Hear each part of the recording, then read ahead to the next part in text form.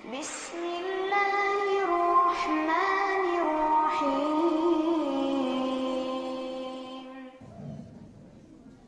بسم الله الرحمن الرحيم. نحمده ونصلي على رسوله الكريم. أما بعد، فأعوذ بالله من الشيطان الرجيم. بسم الله الرحمن الرحيم. لن تنالوا البر حتى تنفقوا مما تحبون وما تنفقوا من شيء فإن الله به عليم.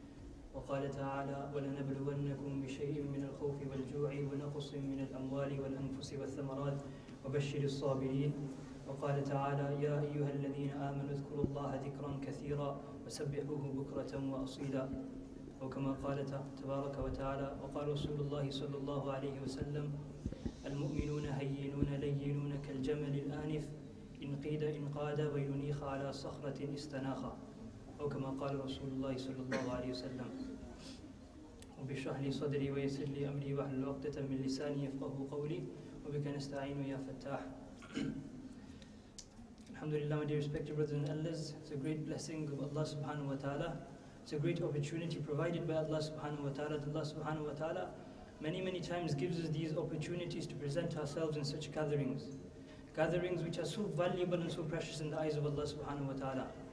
We need to understand, my dear respected brothers and elders and listeners, that Allah subhanahu wa ta'ala, since the creation of Adam alayhi salam, since creating Adam alayhi salam, till the advent of Rasulullah sallallahu alayhi wasallam, all the way down to the final person who will walk on this earth, Allah subhanahu wa ta'ala has done every single thing for a specific purpose and a specific reason. There is not a single decree of Allah subhanahu wa ta'ala which is devoid of wisdom, not a single hukm of Allah subhanahu wa ta'ala which is just a waysa. Allah subhanahu wa ta'ala, whenever He orders anything, from insan, from creation, from jinnat, from anything, even the basic makhluqat and the basic creation that we see in the heavens and the earth, everything is under the command of Allah subhanahu wa ta'ala. And every single decision is inspired by Allah subhanahu wa ta'ala. Allah ta'ala mentions in the Holy Quran, in kullu man fis samawati wal ardi illa ati ar-rahmani abada. Every single thing in the heavens and the earth will come to Allah subhanahu wa ta'ala as a subservient slave. Everything is the servant of Allah, everything is in the servitude of Allah. My dear respected brothers and elders and sisters listening, we need to understand, and I need to understand, that the maqsad of my life, the purpose of my life, is to please my Allah. Until I don't understand this, until we don't understand this, and till we're still thinking about many different things, many of us, we set out on the path to please Allah. We set out on a path to please Allah. But we have to realize, as soon as the person sets out on a path to please Allah subhanahu wa ta'ala, automatically shaitan places his obstacles and hurdles in front of him. Many a person in this day and age will have their beard, will have their jubbah, will have their outward religiousness and piety.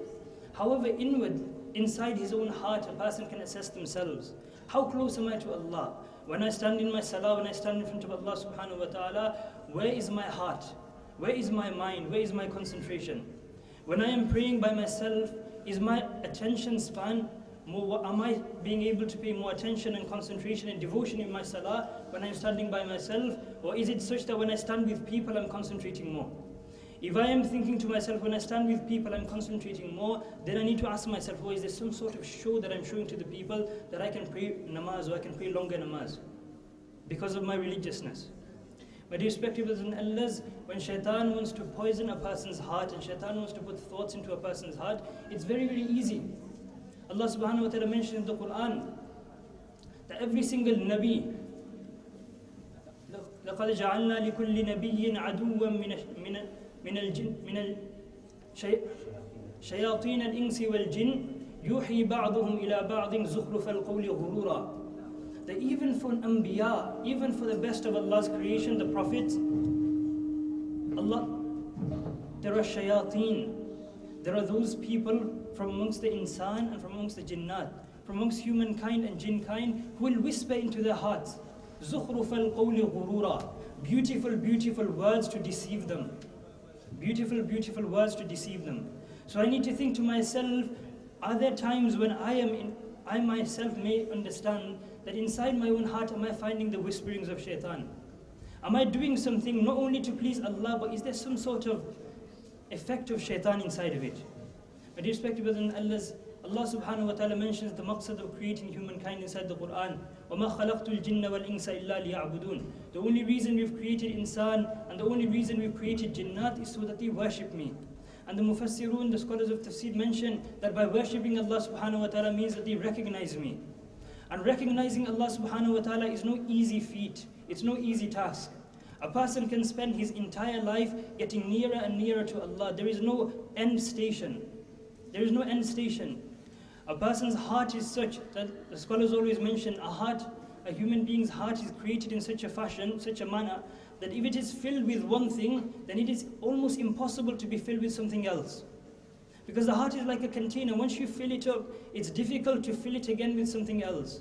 So if my heart is filled with dunya, if my heart is filled with love of those things which are not Allah, and I expect the love of Allah to enter that very same heart, I am deluding only myself. I am deceiving only myself. Because the heart, like Allama Rumi rahmatullah alayhi, one of the famous people in the past, famous scholars, this person was known for how much love he had for Allah. And he wrote a famous work, the Mathnawi. And the Mathnawi is such a work which is filled with the love of Allah.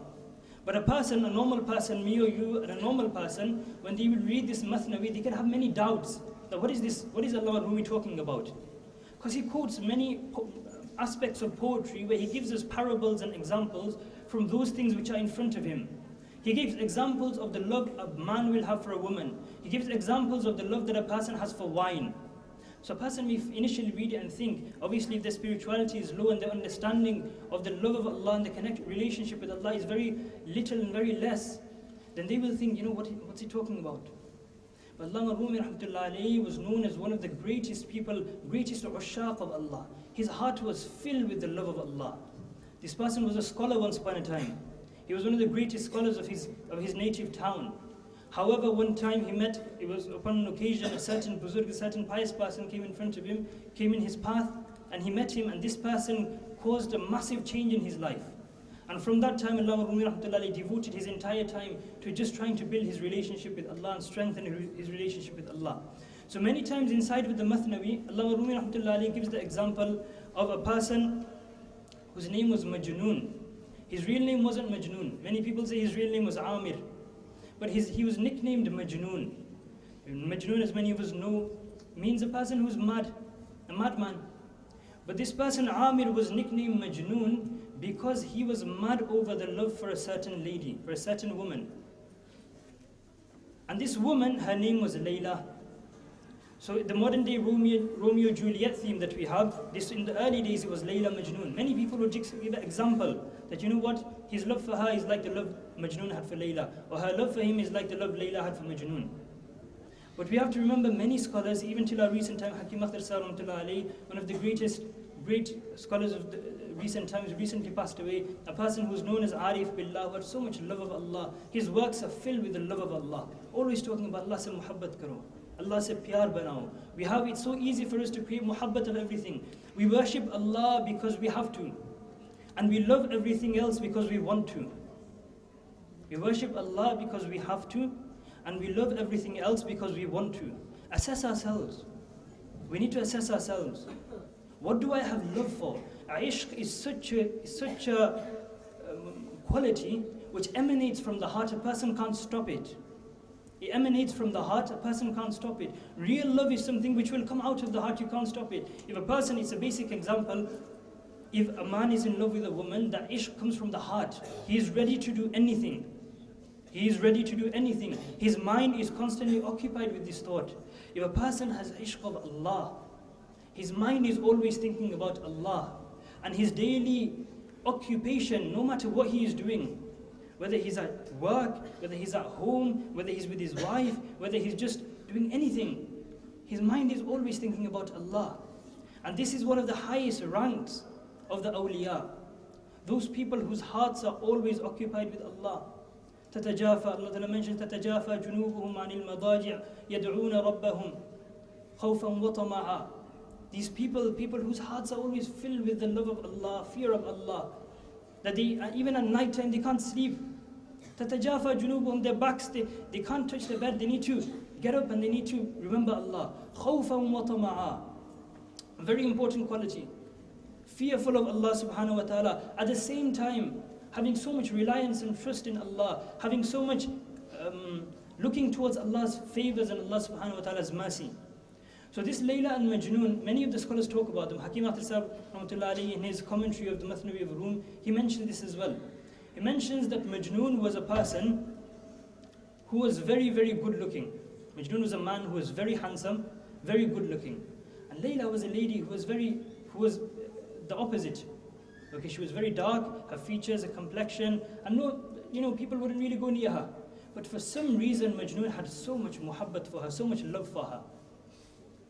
And it came to such an extent, and this love of his extended to such an extent that he was not satisfied if he was not near his Layla. And you have to remember one more thing, he never got the chance to actually meet his Layla.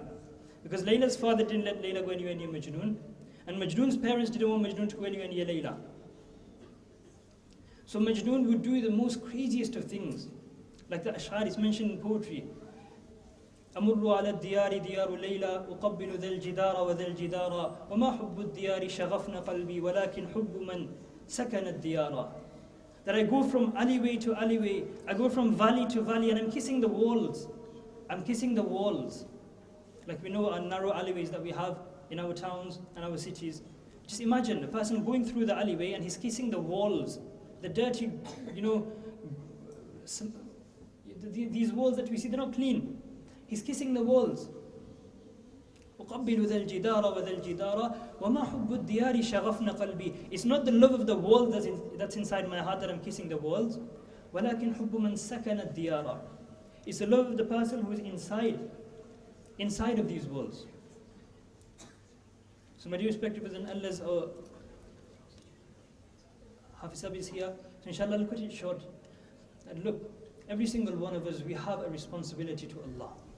We have a responsibility, even in the dunya that we live in, we have many, many responsibilities. We have many, many things that we need to do. But we always need to keep at heart our main responsibility, our main duty, which is with Allah. Allah Ta'ala constantly mentions about the beloved servants of His in the Quran. وَعِبَادُ الرَّحْمَنِ الَّذِينَ يَمْشُونَ عَلَى الْأَرْضِ هَوْنًا وَإِذَا خَاطَبَهُمُ الْجَاهِلُونَ قَالُوا سَلَامًا وَالَّذِينَ يَبِيتُونَ لِرَبِّهِمْ سُجَّدًا وَقِيَامًا. These people who spend their nights in the worship of Allah, in sujood and in qiyam. And constantly Allah Ta'ala mentions, يَا أَيُّهَا الَّذِينَ آمَنُوا اذْكُرُوا اللَّهَ ذِكْرًا كَثِيرًا. O people, keep yourself in dhikr. O people, always keep yourself in dhikr. Because a person whose heart is filled with the dhikr of Allah, there are many, many benefits. Allah ibn Qayyim rahmatullahi alayhi, in Fazail al-A'mal we can find this. Allah ibn Qayyim rahmatullahi alayhi, he mentions in his book Al-Wabil al-Sayyib that there are over 100 benefits to doing the dhikr of Allah. If anyone wants to read, they can open Fazail al-A'mal in the virtues of dhikr, you can find this. Over 100 benefits to just doing the dhikr of Allah. The basic benefits are a person's heart cannot accept a ghafla once it's filled with the dhikr of Allah. If my heart is filled with the dhikr of Allah, my heart will reject those things which are contrary to the dhikr of Allah. And if I'm a person who says, main to namaz padhta hu, main to ye karta hu, I do the basic things, it's so easy for me to get influenced. So easy. Shaitan drops people so easily. Shaitan is not a new player to the game, he's been here from the beginning. If my heart is not strong enough for him to influence me, it's very, very easy. May Allah subhanahu wa ta'ala give us tawfiq to understand this. Obviously we have dhikr majlis today, inshallah. May Allah subhanahu wa ta'ala give us tawfiq to take as much benefit as we can. Amin ya Rabbil Alameen wa محمد سيد الكونين والثقلين والفريقين من عرب ومن عجم. محمد سيد الكونين والثقلين والفريقين